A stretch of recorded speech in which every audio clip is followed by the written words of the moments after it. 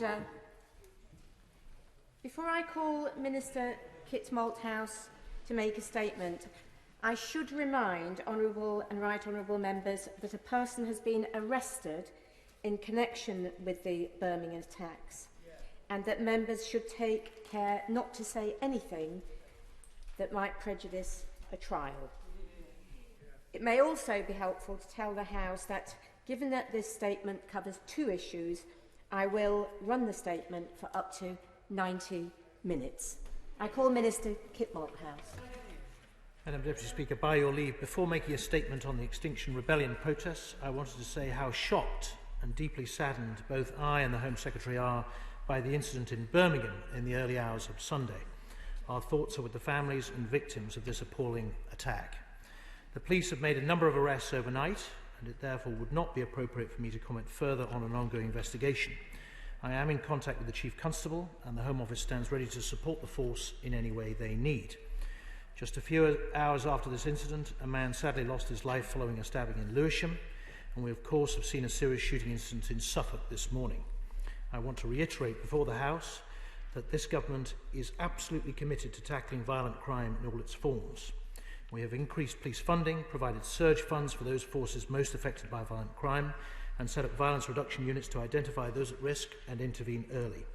We will do everything in our power to tackle violent crime and prevent more senseless loss of life. Madam Deputy Speaker, on Friday night, Extinction Rebellion protesters used trucks and bamboo scaffolds to block roads outside the newsprinters' works at Broxbourne, Hertfordshire, and Knowsley near Liverpool. These presses print The Sun, Times, Sun on Sunday and Sunday Times, as well as the Daily Telegraph, Sunday Telegraph, the Daily Mail and Mail on Sunday, and the London Evening Standard. The police reacted quickly on Friday night, arrested around 80 people nationally, and worked throughout Saturday to clear the sites completely. In Broxbourne, approximately 100 protesters were reported in attendance. Assistance from neighbouring forces was required, with work long into the early hours to ease the disruption. 51 protesters were arrested for public nuisance and subsequently charged with obstruction of the highway. They were taken to 3 custody suites in Hertfordshire, Bedfordshire and London. Disruption concluded by midday on Saturday.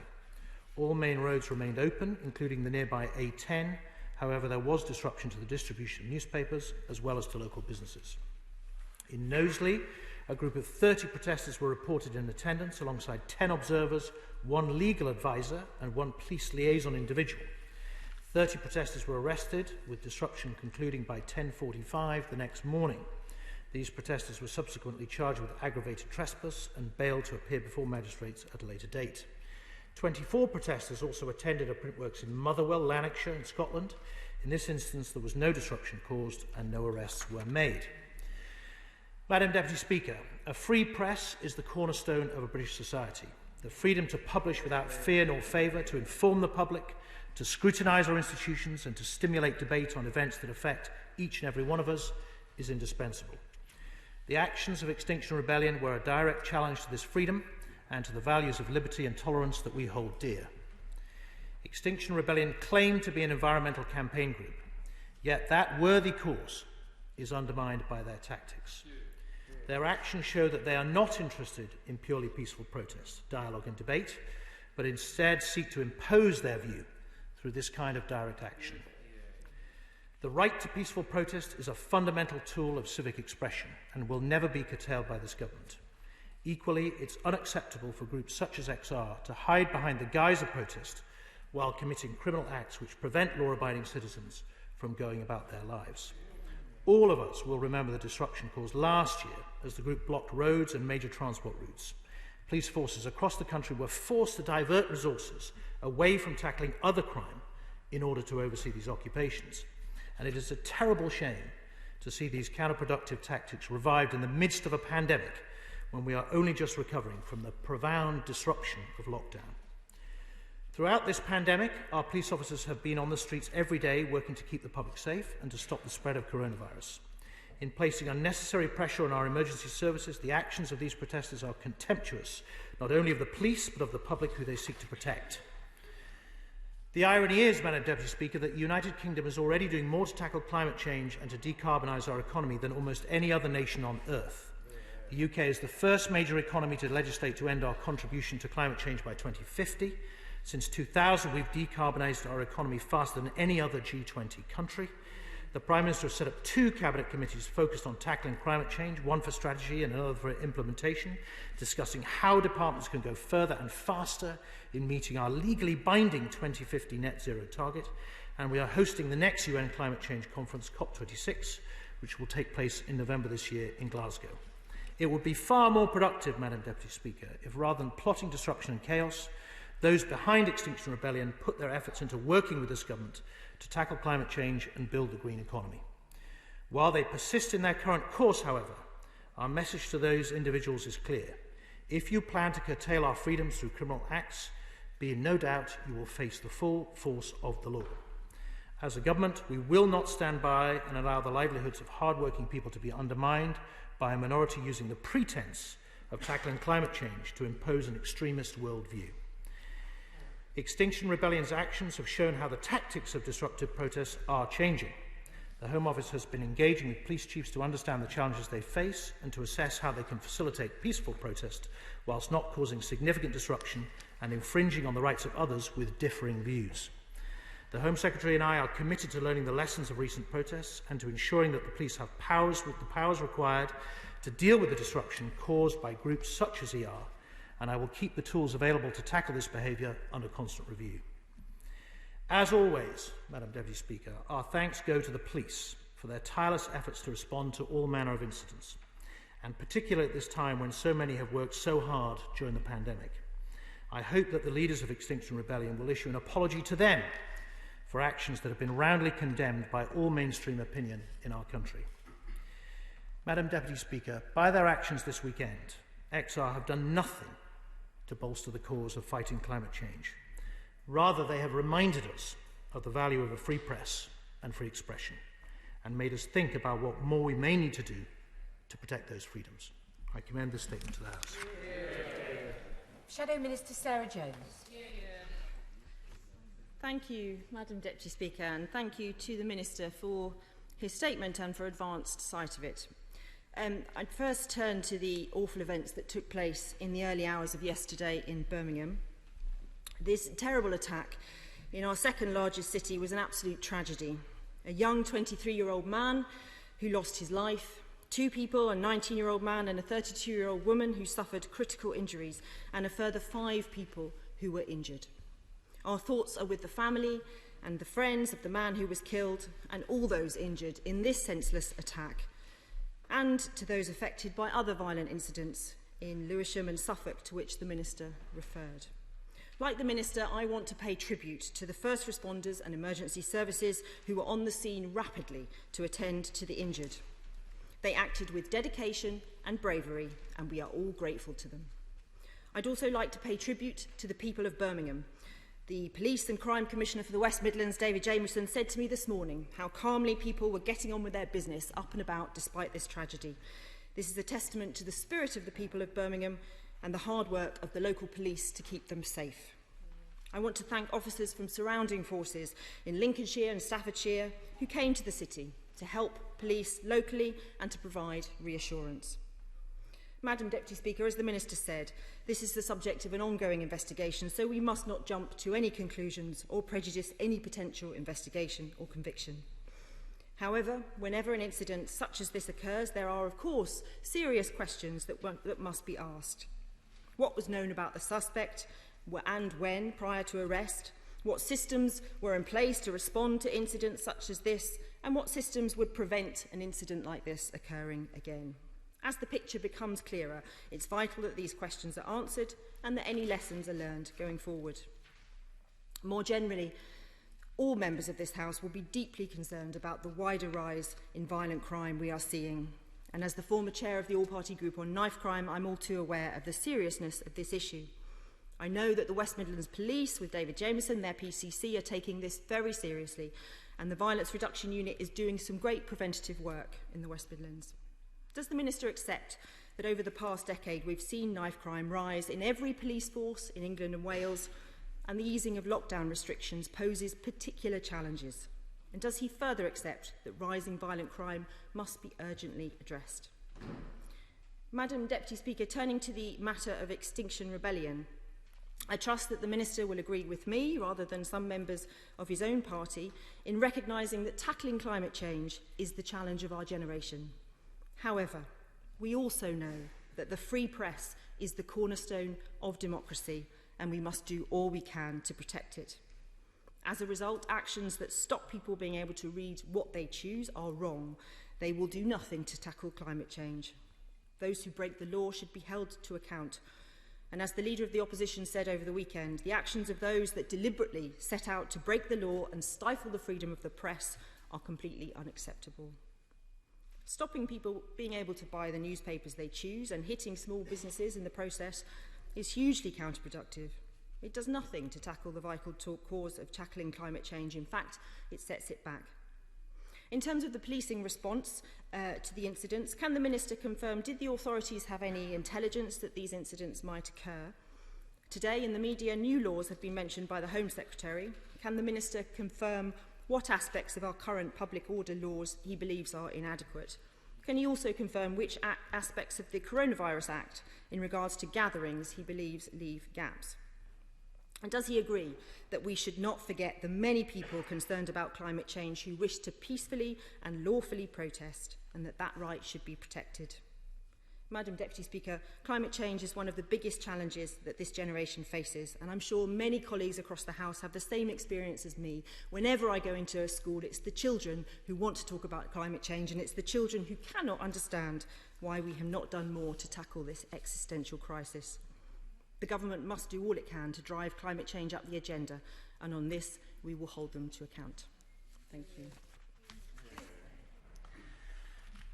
Well, Madam Deputy Speaker, I'm grateful to the Honourable Lady for her remarks and for her thanks to the police, which are very welcome, and also for clearing up a little of the confusion about the opposition line on the XR protests. Her unequivocal support for the rule of law is very welcome. On her questions, obviously there will be lessons to learn from the Birmingham attack. Like all these unusual events, and it is an unusual event, thankfully, there will be lots of analysis done post-event and post the case that may well be brought if there are charges to be brought. And we will then be using our general networks and work in the Home Office to try and promote them into similar police forces. What is gratifying, as she pointed out, both with regard to that incident and with the protests in mind, is that police forces now have honed their ability to cooperate and provide mutual aid to each other very quickly and very swiftly. Much of that has come out of the COVID preparedness work to make sure that we're able to deploy large numbers of police officers across the country if we and when we need to, and certainly the response of neighbouring forces around Birmingham and around London, around Hertfordshire over the weekend was gratifying and very welcome. In terms of her specific questions, on the intelligence picture, it's not entirely clear. Obviously, the fact that the disruption was successful would indicate that there wasn't a police presence there to prevent the intervention, and no doubt there will be questions asked about how intelligence around these protests can be improved. And as part of that work, we will be looking at the tactics deployed by these protesters, not least the gluing on and locking on, which is a new phenomenon of the last couple of years that's required the police to develop specialist teams, if you like, and techniques, paradoxically using quite unpleasant chemicals to get people unglued off, to make sure that the police have got exactly the tools they need, both from a legal point of view, but from a practical point of view, to deal with these kind of problems swiftly. And then finally, just to reassure her that we absolutely believe that peaceful protest is a key part, a key freedom of our way of life in this country, and we will do everything we can to protect it. But that also means protecting those who have different views to a protest group, to make sure that they are able to express their views, whether that's through the pages of the Daily Telegraph or indeed on the streets, and making sure that we have a sense of order around protest and debate in this country will be critical to our freedom in the future. Bob Stewart. Thank you, Madam Deputy Speaker. Would it be possible that we could release some of the pressure on the police and the courts by when people are arrested for breaking the law, such as blocking the highway in some of these riots, that they were removed from that place, given a fixed penalty notice, and told that if there's a background check done on them in the future, it might appear, although it might not be a criminal matter. That seems to me something that might help, but I'm no expert. The Minister is. What does the Minister say about that? Well, Madam Deputy Speaker, it's a very useful suggestion from the gallant gentleman. He will know that during coronavirus we've obviously been using fixed penalty notices, not in huge numbers given the scale of the British population, but nevertheless to some effect. And one of the post-match analyses I think we'll have to do is what impact they've had on behaviour and compliance, and see whether there is more pre-court or police-style disposals that we could use to great effect. However, the one thing we should stress is that at the moment, our view is that where a crime is committed, it should be investigated and put before the courts if at all possible, and that will certainly, I hope, be the case in these circumstances. We now go to the SNP spokesperson, Mccaskill. Thank you, Madam Deputy Speaker. Can I thank the Minister for his prior cited statement? And I join him in deprecating the violence on the streets of Birmingham. And as with him, sympathy goes to the families and to the victims, and we're grateful for the action by the police and agencies in both addressing the situation and reassuring communities. And obviously, a due process will now apply. And indeed, we also shared concerns regarding violence perpetrated elsewhere, which I think shows why violence requires to be treated not just as a criminal justice issue, but as a public health matter. But where I do disagree with the Minister and differ from, and in particular very much regret his action, is in conflating this dreadful incident with the actions of Extinction Rebellion. The latter group perpetrated no violence, random or otherwise, nor are they either a criminal gang, a terrorist group, or a deranged individual. Any attempt to portray them as that is both wrong and indeed a dangerous precedent in a democracy. The actions carried out by Extinction Rebellion, both in Scotland and in England, were a peaceful protest, and that should not be forgotten, and that remains legitimate. They are a group of young people, although not always entirely young, and who care about the environment. That is a legitimate position to take. So this was not an attempt to close down free speech, and to suggest otherwise is disingenuous. All that they were seeking to do was to disrupt the outgoing of print for a period of time. There was no cessation of indeed the print being published. Indeed, it appeared online, and indeed at most it was delayed in delivery to some shops. To equate that almost with actions whether in Belarus or Hong Kong is fundamentally wrong. And indeed, to be overreacting is something that we have to be very wary about. The protest replicated actions that have been taken down through the centuries, from the Chartists through the suffragettes to trade unionists and civil rights protesters, including the poll tax. We might not all agree with Extinction Rebellion's tactics, but we do have to accept that they're a legitimate view, and they must be allowed to carry that peaceful protest out. Otherwise, it is this institution that is threatened, as opposed to, as I say, the right of free speech that was mentioned by the Minister. The questions I would like to ask the Minister is, firstly, with regard to the acts of violence, if he will ensure that violence is treated as a public health, not simply a criminal justice issue. We have to address the manifestations. And indeed, I can say that progress has been made on that in Scotland. And secondly, I would also ask, with regard to the Extinction Rebellion protests, that we ensure that the right to protest that has been enshrined and indeed protected in this institution and in this chamber throughout the centuries will remain. Opposing the views of particular titles is not interfering with free speech, and indeed peaceful protest will always be protected. Can I ask that that will be the aim of this government? Well, Madam Deputy Speaker, the honourable gentleman seems to be a little confused in that holding a joint statement on two issues is not necessarily conflating the two. The fact that it's a single departmental statement and that I've had to deal with both issues is the reason why we have one. We could have had two statements, but it might have been a waste of or not an efficient use, shall we say, of Madam Deputy Speaker's time or indeed the Chamber's time. So there was no attempt to conflate, and I'm sorry that the Honourable Gentleman has positioned the SNP outside of mainstream opinion about... Well, you're expressing consternation as he was speaking and smiling and laughing. I don't know why me expressing concern is worthy of derision. But in truth, the vast majority of people in this country, and indeed all mainstream parties in this country, have expressed alarm at the tactics of Extinction Rebellion over the weekend and their stated aim of disrupting the ability of newspapers to distribute their views and opinions because they don't agree with them. One of the first things that happens in extremist states and takeovers is the ability to, or an attempt to grip the television station or the radio station or the newspapers. Control of information is key, and I think we need to take care with these things. And I hope he will agree with me in time. On violence and public health, he is quite right that we want a 360-degree approach to combating violence.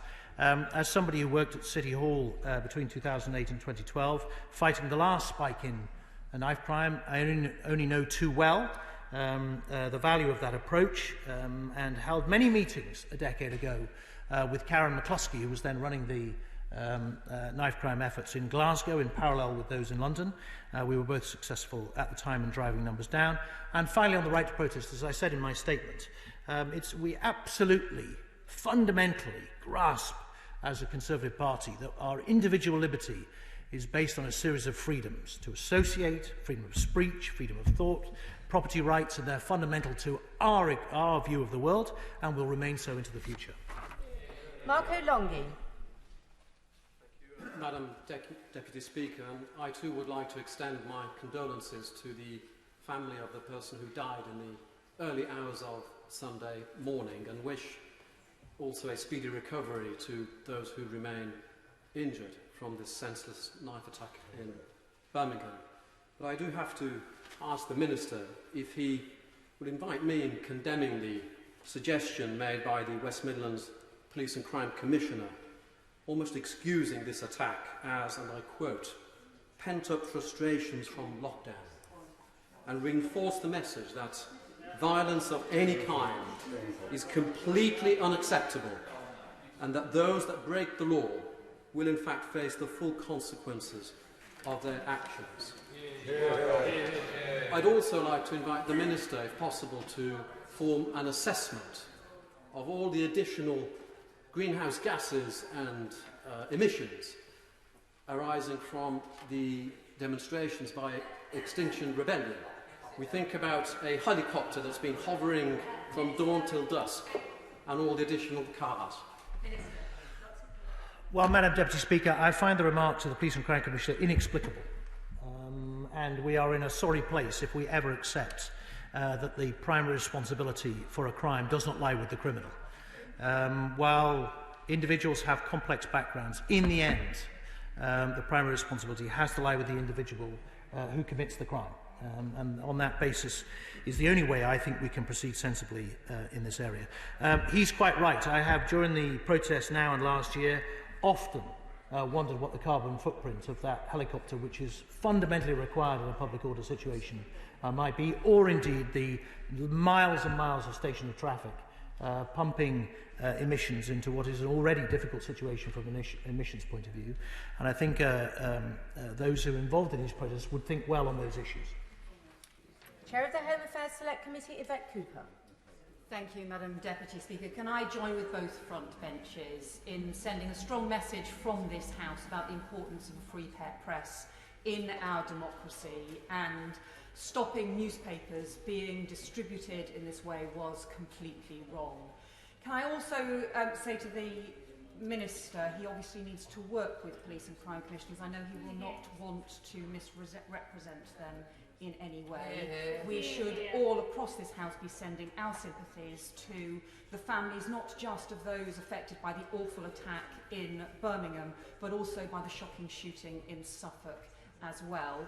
he will know the serious concern about the rise in violent crime, and we have heard reports of, as a result of the long court delays during the COVID crisis, some violent crimes being instead downgraded to be treated with community resolutions and out-of-court settlements instead. Can he tell me what the Home Office is doing to monitor that, and could he send the latest figures to the Select Committee, please? Minister.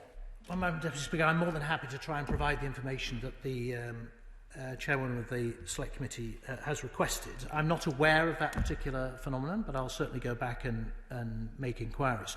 She is right that the pandemic has caused issues in the criminal justice system, although I think the Court's recovery plan is being published today, may well have been published already, which shows good progress in the Magistrates' Court and more work to do in the Crown Court. She's absolutely right that we want to minimise the delays in bringing people to justice in this country, and that's what colleagues in the MOJ and Home Office are focused on. Julie Marsden. Thank you, Madam Deputy Speaker. I would join my right honourable friend in paying tribute to the first responders who had to deal with the attack in Birmingham and elsewhere in the country. And may I also pay tribute to my local police force in Hertfordshire, who had to deal with the attempt to shut down our free press over the weekend as well. My right honourable friend is a champion of the police, and as a daughter of a police officer, so am I.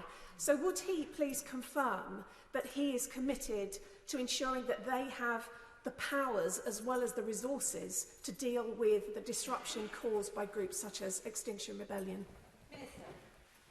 Well, Madam Deputy Speaker, I obviously welcome the Honourable Lady's unequivocal support for the police, and she's quite right that Hertfordshire Police did a good job outside the print works in freeing up that fundamental liberty, if you like, which we perhaps sometimes take for granted, the fact that a newspaper giving us information from across the world will drop reliably onto our front doormat. It's something which would be treasured across the world to have such a vigorous and efficient press as we do. But I absolutely give her my commitment that we are in constant conversation with police forces, with the National Police Chief Councils, about honing our response to protest in the light of new and emerging tactics. Over the last couple of years, we have seen these tactics from XR, and obviously we will have to think hard on how we can make sure that her liberties, along with those of her constituents, are maintained while their right to protest is also facilitated. Peter Dowd. Thank you, Madam Deputy Speaker. I understand that some of my constituents were victims of the brutal attack in Birmingham on Sunday. So above all, I want to join in passing on my condolences to the family of the young person who was killed in that attack. I can't possibly imagine the distress, grief and disbelief they are feeling. They must be inconsolable and bereft. Also, I want to say to the families of the 7 other people attacked, some very seriously, that I hope their loved ones will make the fullest recovery, both physically and psychologically. Madam Deputy Speaker, the responsibility for this attack lies solely with the person who did it. But we all have a responsibility to support those affected by the attack. And I welcome the Minister's assurances that the necessary resources will be given to West Midlands to investigate this particular matter. In addition, though, will he commit to and assure members that victims and their families will be given all the support they need in the coming weeks, days and months?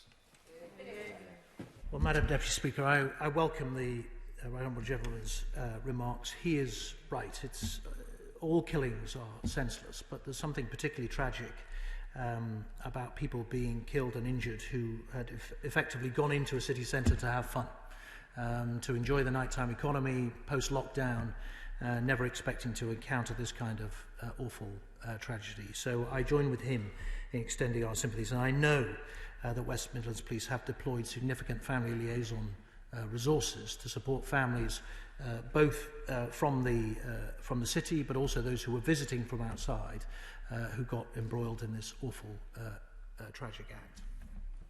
Saxby. Thank you, Madam Deputy Speaker. Extinction Rebellion's actions on Friday night were an attack on our society, our way of life and our freedoms. Having had to listen to all the commotion and speeches from my office during their protest last week in Parliament Square, it is clear they are a group who are intent on disrupting society rather than working together with this government and its strong green agenda to tackle climate change. Will my right honourable friend ensure that activists who pursue these guerrilla tactics will feel the full force of the law for their actions? Well, Madam Deputy Speaker, I'm grateful to the Honourable Lady for her remarks, and she can be reassured that where a crime is committed, whether it's by a protester or otherwise, it should and will be investigated and charges brought. Harry Gardner.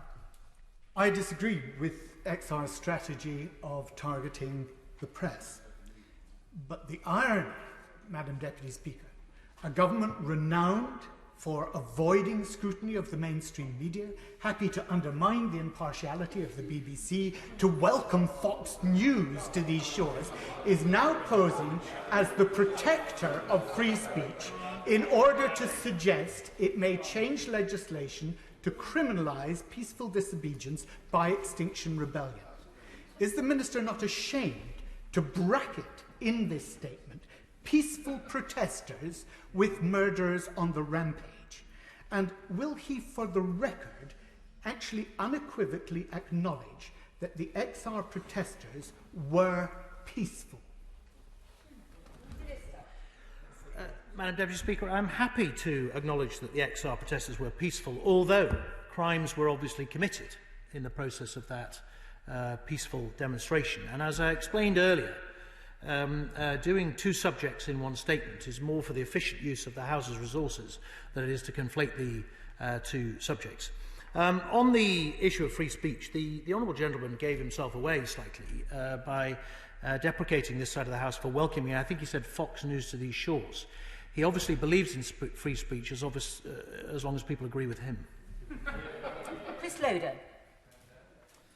Thank you, Madam Deputy Speaker. It is less than 3 months since I stood in this chamber last time after the very tragic events in Reading.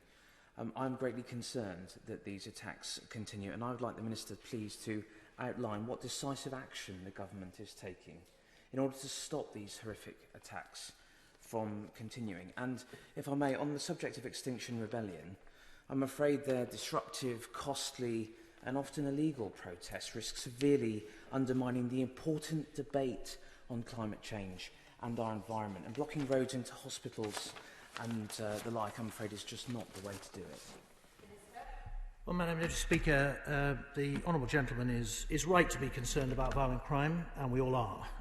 Certainly that's why the Prime Minister set up the Criminal Justice Task Force, which will be meeting this week to discuss on a monthly basis what our response to all manner of crime should be, but in particular what violence should be.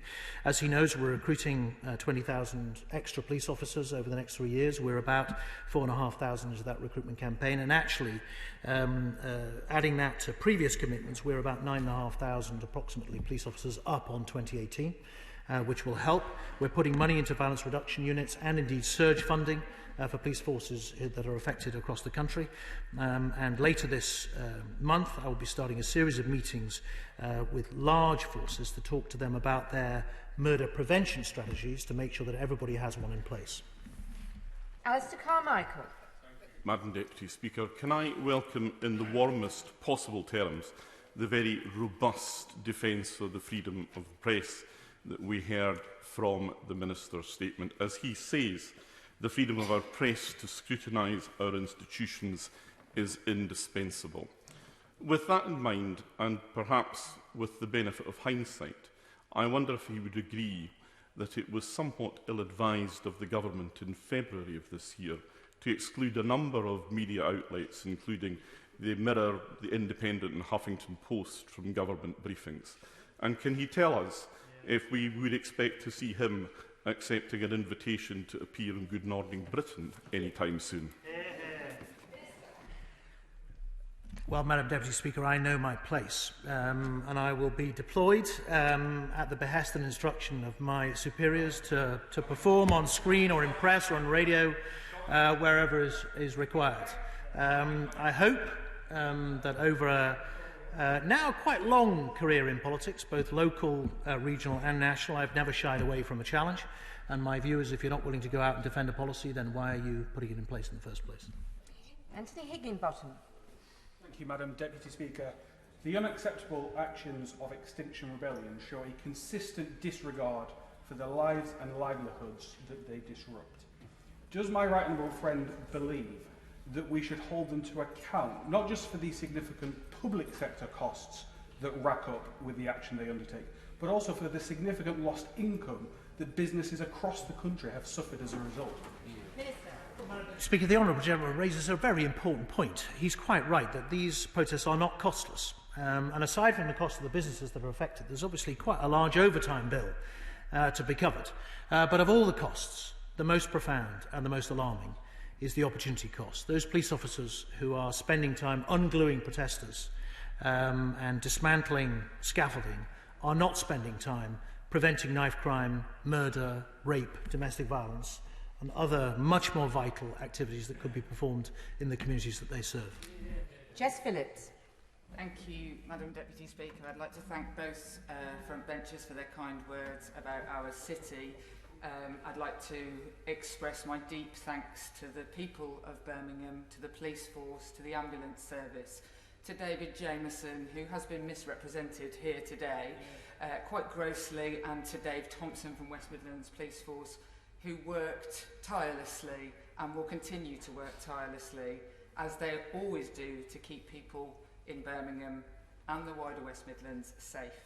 The Minister said today that he would do anything, that Birmingham would have the resources that they needed to ensure that this crime can be detected, that victims will be looked after. And what I have to ask him is, will he guarantee that the uplift in police force numbers, which of course in the West Midlands, in Birmingham, we've had a loss of 2,000 officers since 2010 and only an uplift of 1,200. Will he guarantee that the uplift will be fully funded for the next 2 years? Those are the figures, absolutely. Will he guarantee that that will be funded for the next 2 years? Well, Madam Deputy Speaker, I obviously acknowledge the profound shock that this will have come to her community, and obviously recognise her remarks and join with her in expressing sympathy to all those who are affected and the wider shock within Birmingham. It's certainly the case that this year's uplift of police officers in West Midlands, which I think is 366, is fully funded. We have yet to decide the allocation of police officers across the country, but our commitment to 20,000 extra police officers over the next 3 years is unshakable. Sarah Dines. Thank you, Madam Deputy Speaker. Extinction Rebellion's attack on Friday night was indeed an attack on our society, our freedoms, our way of life, our fundamental freedoms. Does the Minister agree with me and my law-abiding constituents in Derbyshire Dales, who incidentally are emailing me in droves about law and order at the moment, that activists who pursue these illegal and guerrilla tactics should feel the full force of the law immediately? Madam Speaker, I agree completely with the Honourable Lady, and she is right that all right-thinking people of this country have been outraged by tactics which are perceived as striking at one of the foundations of our freedoms. And while it might seem like a small thing and a one-off event and a peaceful protest, there's something about it which has unsettled people very significant, and they do want to see consequences for those who perpetrated the act, and I certainly hope that that will be the case. Bill Esterson. Thank you, Madam Deputy Speaker. A member of the family of one of the victims of the horrendous Birmingham knife attacks spoke to me yesterday and again this morning. The victim was with a group of friends, and the family are very grateful to those friends, to the police and to the paramedics who almost certainly saved his life. He's seriously ill now in hospital. Sadly, they were unable to do the same for all the other of their friends who died. The Minister spoke of his experience when he was at City Hall. I would ask him to reflect then and now that we still face far too many knife crime attacks, far too many people losing their lives or being seriously injured. What is the preventative work that can be done and should be done? not least, as we know from recent knife attacks, often in the under-provision in the area of mental health services. Minister. Well, Madam Deputy Speaker, I'm obviously grateful for the honourable gentleman's remarks. He's right that the solutions to knife crime are complex, and as I learned between 2008 and 2012, there is no silver bullet that will drive these numbers down. However, our experience of those 4 years is that they can be driven down through a combination of strong enforcement by the police, and as he will know, we've given the police extra powers on stop and search, and while it is controversial, nevertheless, we know there are people out there with knives tonight, and our only viable tactic is to stop them and search them and remove those knives, while we create space to do some of the long-term diversionary work with younger people, whether that's moving them away from gangs and crime and drugs, or indeed identifying and dealing with their mental health issues early. There's a variety of things on the menu required to do it, and we will be working hard at the Home Office and across government to put those measures in place. Martin Vickers. Thank you, Madam Deputy Speaker. Like citizens up and down the country, my Cleethorpes constituents have genuine concerns about climate change. However, on the whole, they support the balanced approach that the government is taking. Unlike those in XR who have, many of whom amongst the leadership have political motives and are seeking to undermine the institutions which hold our society together, can I urge the Minister to do all he can to identify these people, bring them to justice, so that those who have the genuine concerns within the XR movement can proceed in a more orderly fashion? Minister. Well, Madam Deputy Speaker, I hear what the honourable gentleman says, and he is quite right that there are the great silent majority in this country who are, to whom and for whom climate change is very important, want to see it addressed, but done so in a measured and moderate way. He should be reassured that the police have made something over 600 arrests over the last week or so as part of these protests, and obviously those individuals will be going through the investigation and charging process to make sure that they do face, where appropriate, consequences for any crimes that may have been committed. And I hope that he will have seen in the dwindling numbers of protesters over the last week or so that that approach is having an effect. Steve Bonner. Thank you, Madam Deputy Speaker. Last year, this House agreed with, among others, Extinction Rebellion, that we are now living in a climate emergency. Does the Minister accept that this government has failed the many peaceful protesters and campaigners with their inaction and lack of ambition? And will he also accept that if he does want to enact real change, then he should look to adopt the expertise and the policies of the world's most progressive and ambitious climate change leaders, the Scottish Government? Minister. Well, Madam Deputy Speaker, I thought he was going to refer to Costa Rica, which is, of course, far ahead of Scotland in terms of its expertise and use of technology to solve climate change. Look, I mean, we bow to no one in our record on climate change. The previous two Prime Ministers and this one are absolutely committed to our target of net zero emissions by 2050.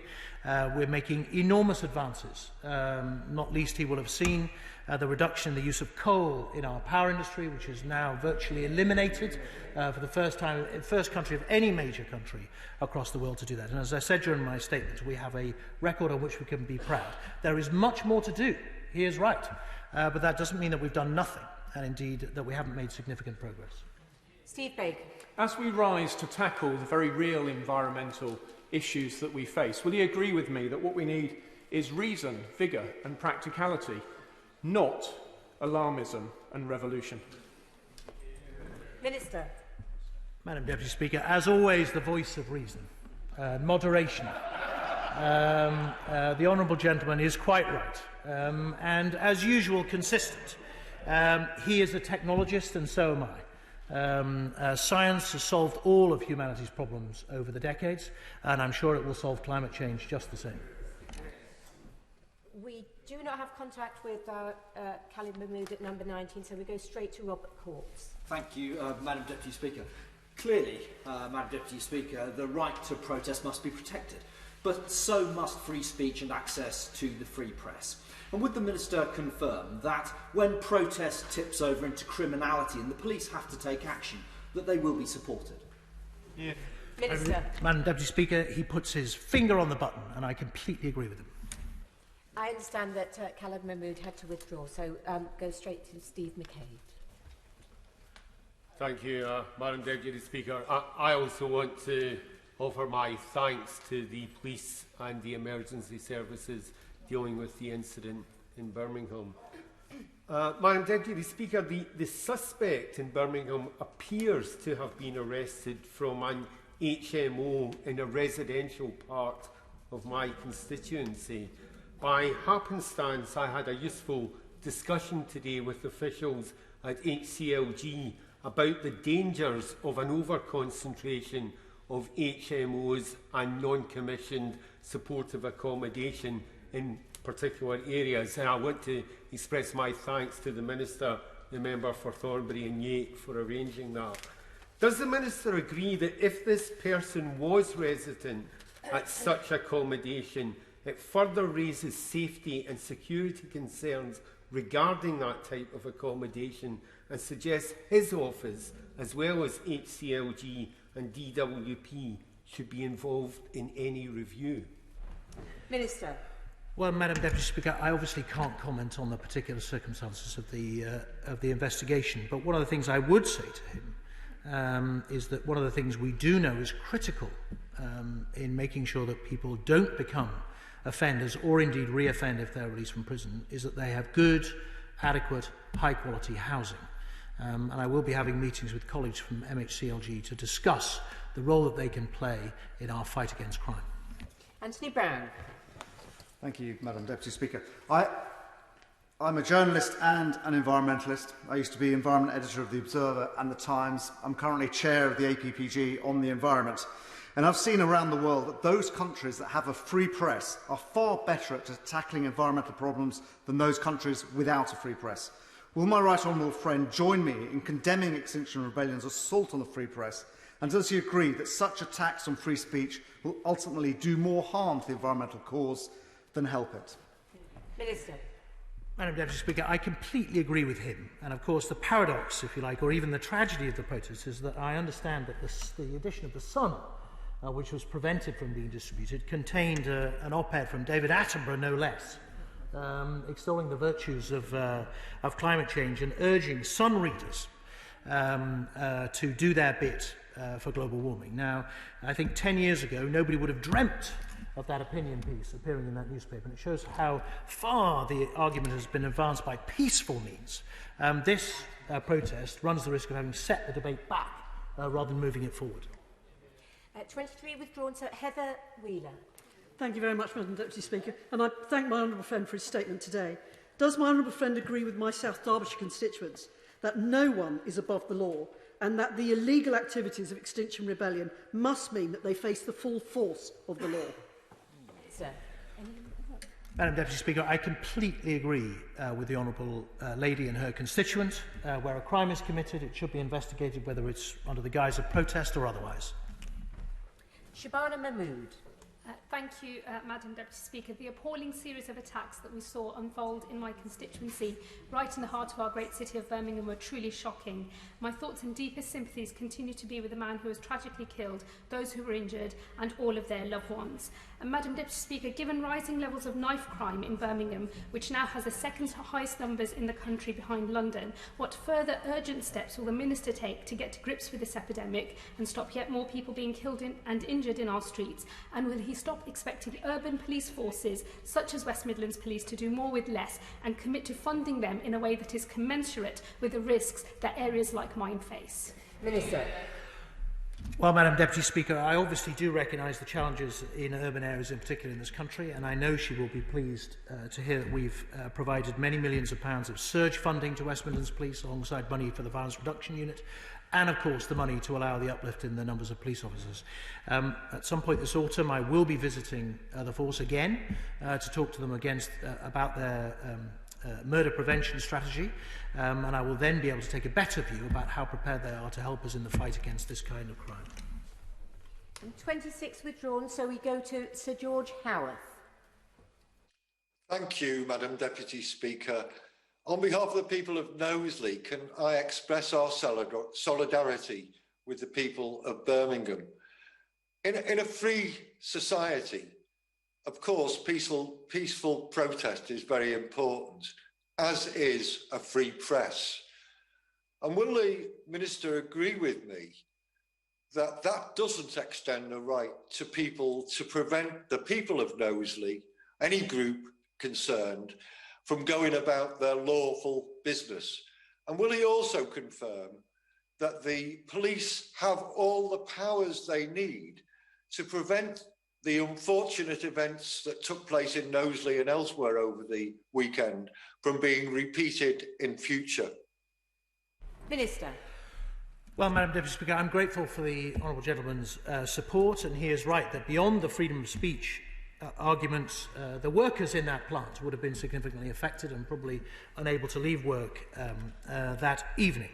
We are constantly reviewing the powers that the police do have, and of course Merseyside Police managed to deal pretty effectively with that protest, having it cleared by 10:45 the next morning.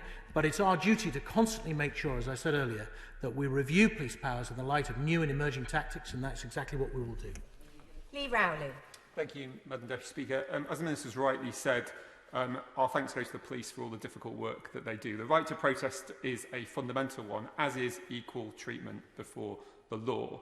Will the Minister reassure me that, irrespective of the perceived worthiness of the cause, that there will be equal treatment when protest occurs and equal sanction where necessary? Minister. Well, Madam Deputy Speaker, obviously the decision to charge, prosecute and then whatever sentence may be handed out is a matter for those who are not under my control, happily, the police, the Crown Prosecution Service and the courts. But I know that they all have in mind that the confidence in the criminal justice system comes from exactly what he says, that everybody, whether he be aristocrat or commoner, is treated equally. John Speller. Thank you, Madam Deputy Speaker, and my right honourable friend from the front bench rightly commended the people of Birmingham for going calmly about their business today. Unfortunately, it may be because such violent incidents are far too common on our streets now.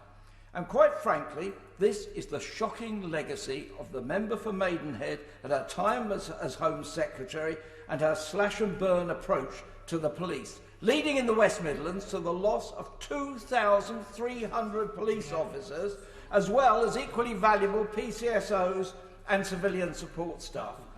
The inevitable outcome has been surging crime and antisocial behaviour, terrorised neighbourhoods, and the criminals ruling the streets after dark. So will he now not just talk the talk about the number of police, PCSOs and support staff, but provide the cash from central government as well, and not just for 1 or 2 years? Minister. Well, Madam Deputy Speaker, I'm sorry that the honourable gentleman has sought to ascribe blame elsewhere other than with the perpetrator for this awful crime. And the basic premise of his attack is completely wrong. When I was Deputy Mayor for Policing in London, dealing with a not dissimilar spike in knife crime, both in the capital and indeed across the country, it was at a time when police officer numbers were at an all-time high and Gordon Brown and Tony Blair were spending money like water. So the two are not connected. The causes of knife crime are complex and difficult, and it behoves us all to take a serious, non-political view to this and look at a 360-degree approach to tackling knife crime together. Has he withdrawn? So David Linden. Thank you very much, Madam Deputy Speaker. If we take it face value, and I'm being quite optimistic here that the Minister today does have a commitment to tackling climate change, and this isn't about making political points, but XR, can I ask him if he is serious about tackling climate change when the government will bring forward a vote on the Climate and Ecological Emergency Bill? Well, Madam Deputy Speaker, that's a matter obviously for the government business managers. It is above my purview to be able to predict. But he, to avoid any doubt, should know that I've long been an advocate of the hydrogen economy and was the chair of London Hydrogen for 8 years, and indeed a proponent of a non-fossil fuel economy for the last 20 years or so. To me, science is the solution, rather than trying to batter us over the head with alternative views. Dr. Julian Lewis. It's true that various brands of Corbynism are a little less popular these days, but does my honourable friend agree that fining a climate change denier £10,000 for an anti-lockdown protest sets a benchmark which should equally apply to those who break the law in pursuit of more fashionable causes? Minister. Well, Madam Deputy Speaker, as the honourable gentleman may know, a number of fixed penalty fines have been handed out over the last few days for all manner of contraventions of the coronavirus regulations. No doubt some may be disputed, but we shall see in the end where the courts decide. Patrick Grady. Thank you, Madam Deputy Speaker. I think those of us who are concerned about the climate emergency should maybe thank the Minister, because in such a grandstanding statement he's actually giving Extinction Rebellion exactly the kind of publicity that they're looking for, and drawing attention to the climate emergency, which, as my honourable friend said, the Scottish Government accepts, but this Government still doesn't appear to. Perhaps he might need to consider that if Extinction Rebellion had actual confidence in the steps the Government was taking to tackle climate change, then it wouldn't feel the need to take part in these protests. Well, Madam Deputy Speaker, I think the honourable gentleman is being a bit disingenuous. And I think we know this because of some of the placards and posters at the demonstration. They seem to be more about socialism and dismantling capitalism than about climate change. Now, I understand that the SNP may want to do both of those things, but that has absolutely nothing to do with a greener planet. Felicity Buchan. Thank you, Madam Deputy Speaker. We have seen the deployment of police helicopters to monitor the protests in central London. This does cause disruption to residents. Now, clearly the police need to do their job, but does my right honourable friend agree with me that we should only be using helicopters if absolutely necessary? Minister. Well, Madam Deputy Speaker, as the former London Assembly member for West Central, which includes the constituency of my honourable friend, I totally understand, and indeed resident of Pimlico for 20-odd years, I totally understand the disruption that a constant buzzing helicopter can cause, and indeed what an impact it can have on people trying to go about their life peaceably. I know that the police are very aware of the impact that the helicopter can have and do only deploy it in circumstances where it is demanded, and I hope that over the next few years drone technology will develop such that we're able to substitute that highly polluting, very noisy aircraft for an alternative. Lloyd Russell Moyle.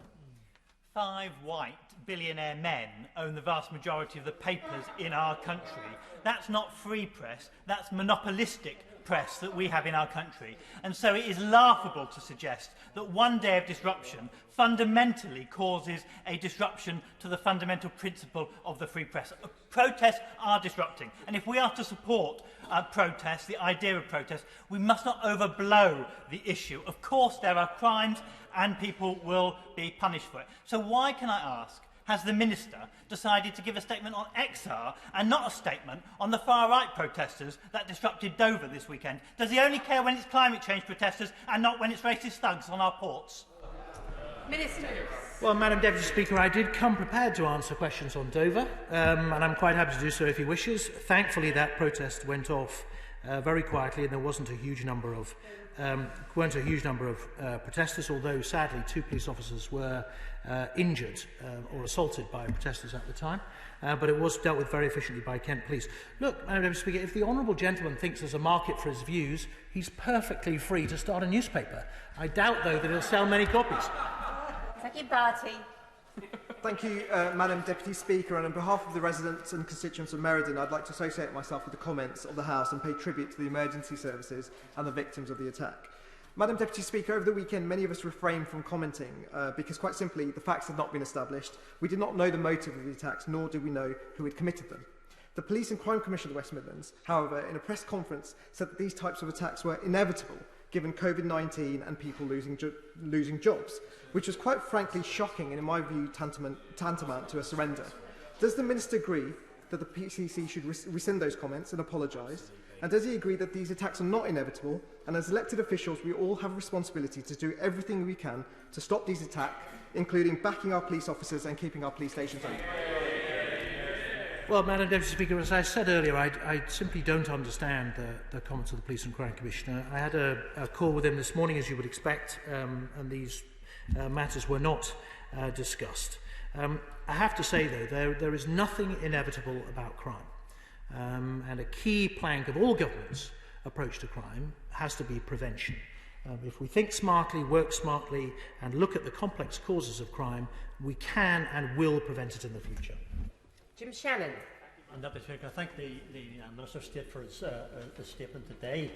Can the Minister of State confirm what steps his department is taking to ensure that the right message goes out, that if you're not peacefully protesting within the law, then there will be consequences, and these will be faced by every member that takes part in these so-called protests, which on occasion can turn into riots, can involve attacking and disrupting people and members of the police force and businesses, and which will not be tolerated. Will the Minister of State clarify again that the right to protest does not mean a right to shut down business and cause loss of income or indeed worse, injury? Minister. Madam Deputy Speaker, the right to protest, like the right to free speech or to free assembly, is a gem to be treasured. It's a delicate vase about which we must all take care. And those who abuse it, crack that vase for the rest of us. And as a result, they do us all a disservice. He is quite right that we have to take very seriously those who use the pretext of peaceful process to prosecute criminal acts.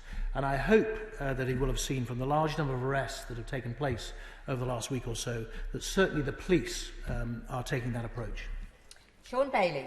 Thank you, Madam Deputy Speaker. And may I also echo the comments, the tributes to the fantastic West Midlands Police for all the work that they did following the events this weekend. But, Madam Deputy Speaker, the point that was raised by our Police and Crime Commissioner in the West Midlands of crime being inevitable, well, it's not inevitable for my communities in Wednesbury, Albury and Tipton, who have seen their police stations closed and their community policing undermined by this Police and Crime Commissioner. So will my right honourable friend give a reassurance to my communities, some of the most vulnerable in the West Midlands, that this government has their back, and will he meet with me to discuss the campaign to keep Wednesbury and Tipton police stations open? Well, Madam Deputy Speaker, I am more than happy to meet the honourable gentleman to talk about the issues in his constituency, and he is quite right, as I said earlier. There is nothing inevitable about crime. If we accept an inevitability, then we're basically abrogating our duty towards our fellow citizens to stretch every sinew in keeping them safe, and that's exactly what this government will do. Alex Davis-Jones. Madam Deputy Speaker, can I also, first of all, echo the sentiments across the House in bringing my condolences to the families of all those affected over the horrific attacks in the past few days. I sincerely hope that the Minister and the Secretary of State will use this opportunity to reflect on the impact of a decade of Tory cuts to our police services across the UK. It is undeniable that forces across the country are already under the extra pressure because of coronavirus. So can the Minister therefore please confirm today exactly what steps the Home Office is taking to prevent further tragedies taking place and unnecessary deaths from occurring on our streets? Minister. Well, Madam Deputy Speaker, it won't surprise the Honourable Lady to know that the Prime Minister, former Mayor of London, and me as his former Deputy Mayor for Policing and Crime, take the issue of violent crime extremely seriously. That's why he set up the Criminal Justice Task Force and why he personally is leading the fight against crime in this country, and why we've seen enormous changes in the crime landscape, not least the recruitment of 20,000 extra police officers, from which her area, like every area in the country, will benefit. It's worth saying, though, and reiterating, as I said earlier, that the solutions to crime are complex and difficult and will require all of us to work together in that fight, and I hope she will join us in our fight against crime, both in her constituency and elsewhere in the country. Order. I do want to make sure I get everybody in, so if we can be fairly brief in questions and answers as well. Gary Sandbrook. Thank you, Madam Deputy Speaker. Will the Minister join me in thanking the work of Chief Superintendent Steve Graham and his team for their amazing work and bravery over the weekend in response to the terrible incidents that happened in Birmingham, especially in their fight to combating disinformation online and on social media. And that work won't have been aided by the disgraceful comments of the Police and Crime Commissioner, who tried to excuse this murderer before he'd even been arrested.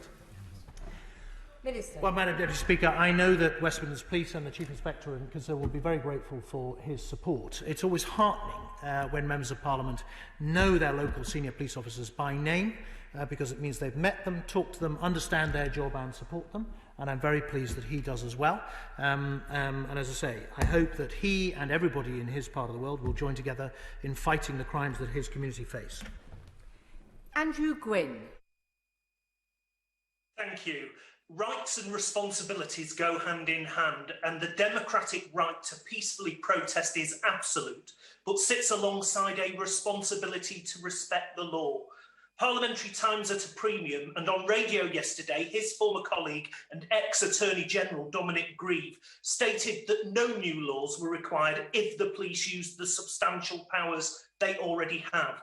So is it partly a question of police resources, and how do we ensure that these existing laws are used?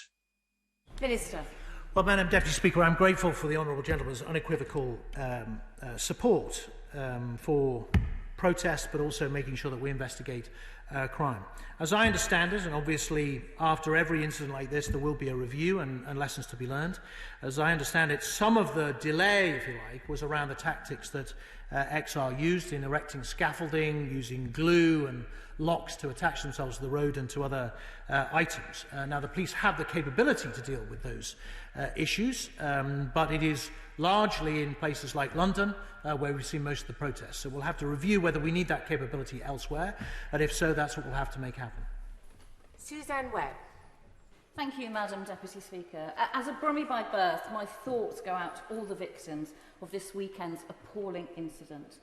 But knife crime isn't just a problem in our cities. In 2017, Ryan Passy was tragically killed at the hands of a knife after an altercation in my constituency. Does my right honourable friend agree with me that there needs to be tougher action against those carrying knives and more understanding as to why people feel compelled to carry one in the first place? Minister. Madam Deputy Speaker, I completely agree with the Honourable Lady. Having met far too many victims of knife crime myself, she is absolutely right that it behoves us all, we all have a duty to think carefully about what more we can do to address this terrible phenomenon. I do not understand what possesses somebody to take a knife out at night, not least because we know that if you carry a knife, you're actually more likely to be stabbed. Not less, even if you're carrying it for self-defence. But what we need to get to in this country is a situation where people know that our public space is well guarded and is a lawful public space, and therefore they feel safe enough that they don't have to carry a knife, even in defence. Patricia Gibson. Thank you, Madam Deputy Speaker.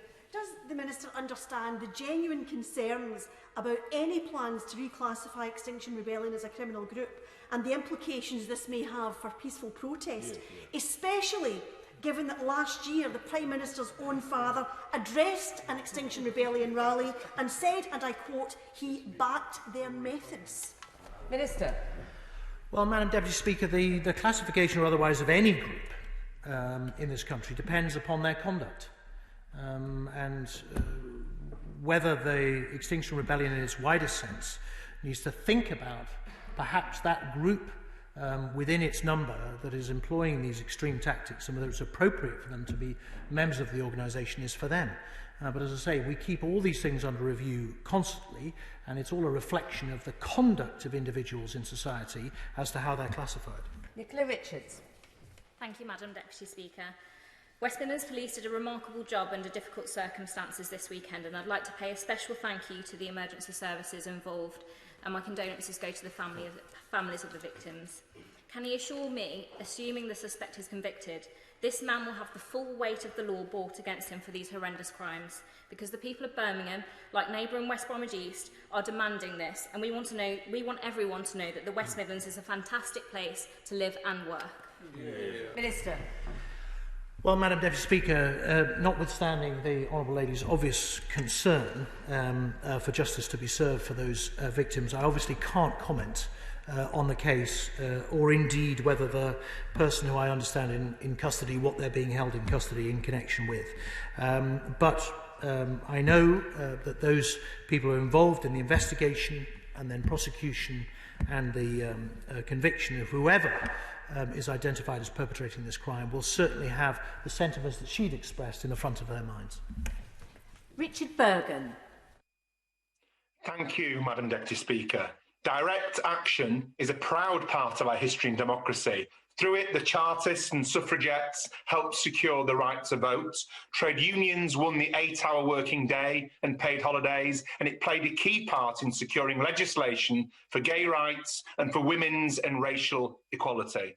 If pursued, wouldn't the Home Secretary's suggestion of defining Extinction Rebellion as a criminal gang be a betrayal of our proud tradition of civil liberties? Minister. Madam Deputy Speaker, direct action is not the same thing as a crime. And if the honourable gentleman is saying that there are certain crimes that he wishes to ignore, then I'm afraid the opposition is in a very difficult place. I am the Minister for Policing and Crime, and where under our current law, as approved through this House, somebody commits a crime, then I have no choice other than to condemn it. Lee Anderson. Thank you, Madam Deputy Speaker. The people of Ashfield can see no benefit in protesters gluing their ears to the pavement, spraying red dye on our monuments or camping out in trees on Parliament Square. Extinction Rebellion are now public nuisance #1 due to the disruption they cause, as well as the massive cost to our emergency services when, quite frankly, they have better things to do. Does my right honourable friend agree with me that this group should be classified as a crime group and feel the full weight of the law if they continue to disrupt members of the public from going about their daily business? Minister. Well, Madam Deputy Speaker, I know the honourable gentleman is the genuine voice of his constituency and his constituents, and he will have received many emails on this issue from them. As I said earlier, the classification of any particular group depends on their conduct in society. And where a crime is committed, obviously that should be investigated and prosecuted and punished accordingly. Dame Diana Johnson. Thank you, Madam Deputy Speaker. According to today's Times, the Prime Minister is considering new powers to prevent newspaper presses being blockaded. But the Foreign Secretary says that there are adequate enforcement powers existing already. So I wondered if the Minister could say which one does he believe is right, or is this a case of the government, as usual, not knowing what the left hand's doing and the right hand's doing? Minister. Well, Madam Deputy Speaker, even before the events of this weekend, we're keeping the rules and regulations, the law and police powers around protest under constant review. And as she will know, the nature of protest has changed quite significantly over the last 15 or 20 years. So she would expect that to happen. And that seems like a perfectly natural thing for us to do. Order, just to re-emphasise, we do need to be moving through the remaining questioners here so we can get on to the next business. Alexander Stafford. Thank you, Madam Deputy Speaker. The Minister will know there's no greater advocate for the environment or low carbon than myself, having worked in the sector for many years. But does he not see and does he not agree that the advocates, the actions of Extinction Rebellion, whether it's vandalism, blockading, or even threatening to have MPs shot in the head, as their founder said, undermines the good cause? And would he agree with me that we should root out extremists, be they far left, far right, or they're eco-extremists? Minister. Absolutely right, Madam Deputy Speaker. The honourable gentleman speaks the truth. And the sad effect of this events this weekend is it's probably turned more people off the cause than it has encouraged them to join.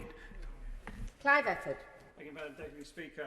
The law has to apply to everyone equally, whether they're protesting about the environment or not. But to designate the Extinction Rebellion as an organised crime group is a step too far, surely.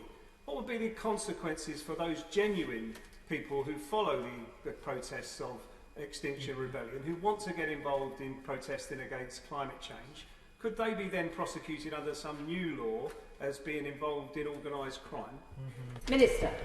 Well, Madam Deputy Speaker, as I've said repeatedly already, the classification of any organisation depends on their conduct in society. But I do think there is a question for the wider membership of Extinction Rebellion whether they are happy with the tactics of this small group and whether they think it has been to the benefit of their cause or to its detriment that these events took place over the weekend. Andrew Jenkins. Thank you, Madam Deputy Speaker. With less hard-working commuters to disrupt, Extinction Rebellion is trying to attack the freedom of the press by stopping newspapers being printed and delivered. Would my right honourable friend reassure the House and the country that the police have the resources that they need and the support to fully enforce the law and ensure that everyone applies by the same rules? Minister. Madam Deputy Speaker, I'm grateful to the Honourable Lady. I can reassure her that the police forces, both within the area and surrounding, were able to deploy significant assets to both incidents in fast time. Alan Brown. Thank you, Madam Deputy Speaker. In an ideal world, Extinction Rebellion wouldn't feel the need to protest. And the Minister said in his opening statement the UK government's doing a lot of good work regards climate change. Now, they might be doing some good work, but it's not enough. The reality is the UK government's not on track to meet its 4th and 5th legally binding carbon budgets, and they're not even aligned to net zero. Disagree with me, one simple measure the government could do that would make an important statement is to re-establish a standalone department for energy and climate change. Minister. Well, Madam Deputy Speaker, once again, the honourable gentleman is asking a question which is outside of my purview. But just to reassure nationalist colleagues, I have no problem, this government has no problem with being urged to go further and faster, to achieve more and to aim higher. What we have a problem with is people who commit a crime in order to do so.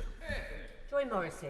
Thank you, Madam Deputy Speaker. Will my right honourable friend join me in paying tribute to Thames Valley Police for the excellent work they've done over this summer? And would my right honourable friend agree that we have had a summer of discontent and protests and some would say lawlessness over the past months? And would my right honourable friend agree that we, the public, are looking now to the police to restore law and order on our streets?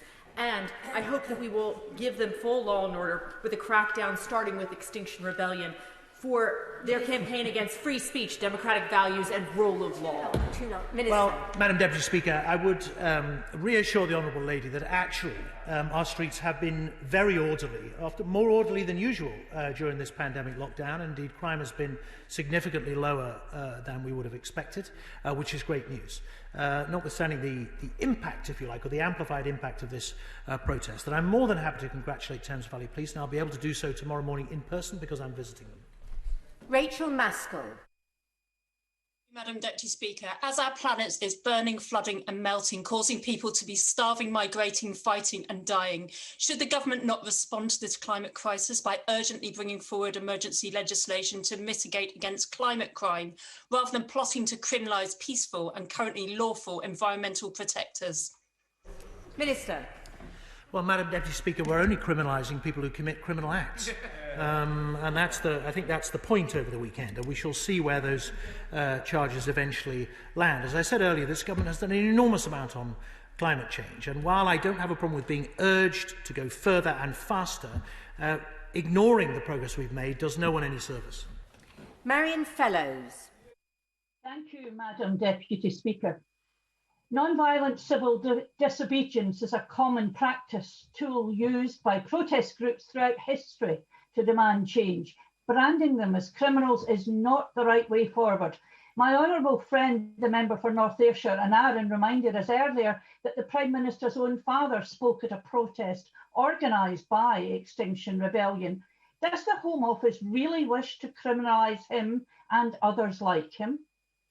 Minister. Well, Madam Deputy Speaker, as I've pointed out endlessly in the last hour and a half, I completely agree that non-violent civil disobedience is a perfectly legitimate and indeed a fundamental right of myself as a citizen of this country. But that is not the same as committing a crime or indeed attempting to curtail the rights of others. Tom Hunt. Thank you, Madam Deputy Speaker. My thoughts and condolences are with the victims of the attack in Birmingham. Yesterday, a 13-year-old boy was threatened with a knife on Colchester Road in Ipswich, and today, as my right honourable friend mentioned, there's been a tragic attack in Kesgrave, which is just outside of Ipswich. Will my right honourable friend pledge to make sure that Suffolk Constabulary have the resources they need to tackle crime, and also make sure that those caught in possession of a bladed weapon fear the consequences? Because my fear is right now they don't. Minister. Well, Madam Deputy Speaker, Suffolk, as he knows, will be receiving an uplift of police officers over the next few years, and I know they're making good progress on recruitment so far. While he is right that those who perpetrate knife crime do need to feel the consequences, the critical deterrent factor in crime is the perception of the likelihood of being caught, and the recruitment of more police officers and the powers that we give them will help with that in Suffolk as it will elsewhere. Kim Johnson. Thank you, Madam Deputy Speaker, and I'd like to offer my condolences to the families of those injured and killed this weekend in Birmingham. Can the Minister confirm that lessons will be learned from this tragic event? Many police forces have lost thousands of staff and police officers in the past 10 years, so how can the Minister reassure the people of Birmingham and across the UK that such tragedies can be prevented in the future with such job losses? Minister. Well, Madam Deputy Speaker, as I said earlier, during my time at City Hall, when police officer numbers were much higher, we faced the same challenge with knife crime, but managed to drive it down to very significant reductions. We hope that we can do the same thing across the whole country, including in West Midlands, but we need support and help from people like Ho and others to do so. Jacob Young. Thank you, Madam Deputy Speaker. How many more ambulances need to be stopped by protesters before the police start arresting these people who create illegal roadblocks? Minister. Well, Madam Deputy Speaker, the right honourable gentleman is quite right. The unfortunate effect of some of this protest. As I've said earlier, the Metropolitan Police have made over 600 arrests now. There were dozens of arrests made over the weekend. Hopefully that's having an impact on numbers, but I know that we all want XR to think about the practical consequences of their protests, not just in terms of what we think in this House, but the impact on their fellow citizens. That's Smith. Thank you, Madam Deputy Speaker. Policing and police resourcing is one part of the picture of reducing knife crime. Another part, of course, is preventative work. In youth services in England, we've seen a cut of £1 billion since 2010. That's 73%. Youth work can provide a really good preventative strategy when it comes to knife crime. What discussions is the Minister having with his colleagues to reverse the cuts to youth services? Minister. Well, Madam Deputy Speaker, we're obviously going into a spending round and giving consideration through the Department of Culture, Media, Sport, indeed my own department at MOJ, what funding and indeed what capability we can point towards diverting young people away from crime. Happily, she will know I'm also in the middle of a process of engagement with the violence reduction units that we've funded across the country to learn from them and understand what's working so that we can promulgate that across the rest of the country. Bill Wiggin. Thank you, Madam Deputy Speaker. I have spoken many times in this House about the importance of regulating the press and how important I believe climate change is. People like me are so put off by what the XR people are doing. How do we communicate to them that they're really their own worst enemy? Minister. Well, Madam Deputy Speaker, I have no doubt that they will be watching this particular session with interest, and notwithstanding one or two voices that have been in support, the vast majority of people have been against. And no doubt, as those individuals go back and sense the feeling from their own communities, families and acquaintances, they will see that this was a step too far. Stuart C. MacDonald. Thank you, Madam Deputy Speaker. Far-right anti-migrant activists brought the Port of Dover to a halt, and 10 were arrested for racially aggravated public disorder, violent disorder and assault of an emergency worker. Why isn't there a Home Office statement, condemnation of and focus on that? Minister. Well, Madam Deputy Speaker, as I say, I came prepared to answer questions on that protest. It was not of a scale that was deemed necessary to make a statement about, particularly given the impact of the events in Birmingham. But he is quite right in his assessment, and I do condemn those protesters, in particular those who assaulted police officers. 62-63 withdrawn, so Mark Pawsey. Madam Deputy Speaker, I'd like to add my condolences to the victims of the horrendous events that took place in Birmingham early on Sunday morning, when the police and emergency services were clearly faced with a really challenging situation. But in reading accounts in the media of what happened at that time, it seems that the perpetrator was at large an hour and a half after committing the first crime, continuing to commit further crimes. I just wondered whether that was a matter of concern to the Minister. Minister. Well, Madam Deputy Speaker, I wish I could comment on the circumstances of the case and the individual, and of course I have been briefed by the Chief Constable. No doubt, in time, as this matter is brought before the courts, all will become apparent. But whatever happens, we will try and learn lessons from what happened on Sunday night. So, Martin Day. Hello. Whatever we think about Extinction Rebellion's tactics, be they right or wrong, their actions were peaceful, and such civil disobedience methods have been used throughout history. So any branding of the activists as criminals is certainly not acceptable. Does the Minister not agree with me that two wrongs don't make a right? Minister. Madam Deputy Speaker, not all crimes are violent. Greg Smith. Thank you, Madam Deputy Speaker. I agree with my right honourable friend in his comments earlier that a consequence of protest turning to criminality has a cost both on resources and time and priorities for our brave police officers. Will he therefore look at a legislative route that might enable us to reclaim policing costs from individuals and campaign groups when protest turns to criminality in their name? Minister. Madam Deputy Speaker, the honourable gentleman raises an interesting point to which, as I go into the spending round, I will give due attention. Jack Brereton. Thank you, Madam Deputy Speaker. Can I thank my right honourable friend for the increased resources that are going into policing in Stoke-on-Trent and Staffordshire, but we all here are condemning the unacceptable behaviour that we've seen with recent protests, and it is totally unacceptable to see people resorting to violence, and also especially that we're seeing these larger gatherings when larger gatherings are banned. So can we join today, and will my right honourable friend join me in making sure that we send a strong message to those who are organising these events that they will be fined and that action is being taken to make sure that these events are not allowed to take place in the future? Minister. Well, Madam Deputy Speaker, obviously a number of fines have been handed out over the weekend, and I think the honourable gentleman has given exactly the sort of strong message that he's looking for. Rob Butler. Thank you, Madam Deputy Speaker. As a former journalist, I was appalled at the chilling attempts to quash the free press by extremists at the weekend. Day in, day out, reporters risk their lives around the world in their determination to seek and expose the truth that is then printed on newspapers and the very print works that X are blockaded. So does my right honourable friend agree with me that no protest group has the right to override those committed journalists and try to dictate their version of the truth? Minister. Madam Deputy Speaker, the honourable gentleman is exactly right. If anything, the protest highlighted, certainly to me and I know to many millions of our fellow citizens, the miracle that is a newspaper, that information is brought to us from across the globe, printed, it drops through the letterbox, day after day after day, without let or hindrance. And I think, if anything, the protest highlighted the value of that resource. Imran Ahmed Khan.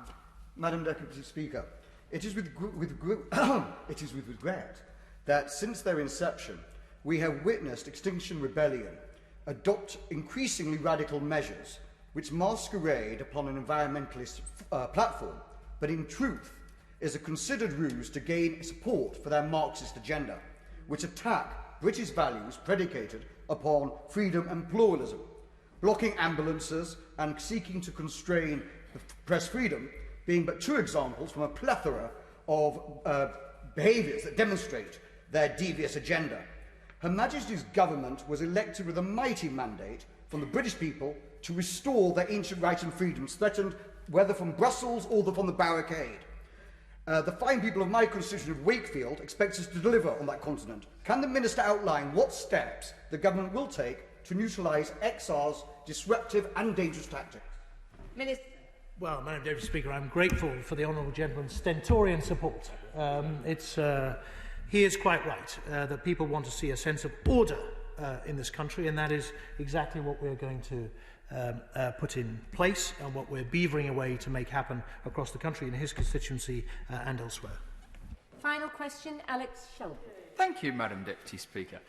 In my constituency, I often meet with climate activists, people from the Green Party. Two of them have stood against me in previous elections, and I can honestly say they are thoroughly decent, engaging, polite, and lobbying me for situations to be done. That's in stark contrast to what we're seeing at the moment. And the idea that we can say, well, they were only attacking 5 billionaire press barons is simply wrong. Small community shops have been at the heart of our communities during the COVID crisis, and they took a real hit this weekend. Does my honourable friend agree with me that the best way to engage in this subject is what those people who I'm honoured to call my constituents do, trying to tackle these climate issues, rather than putting hard-working business people out of work? Minister. Well, Madam Deputy Speaker, as usual, the honourable gentleman is exactly right.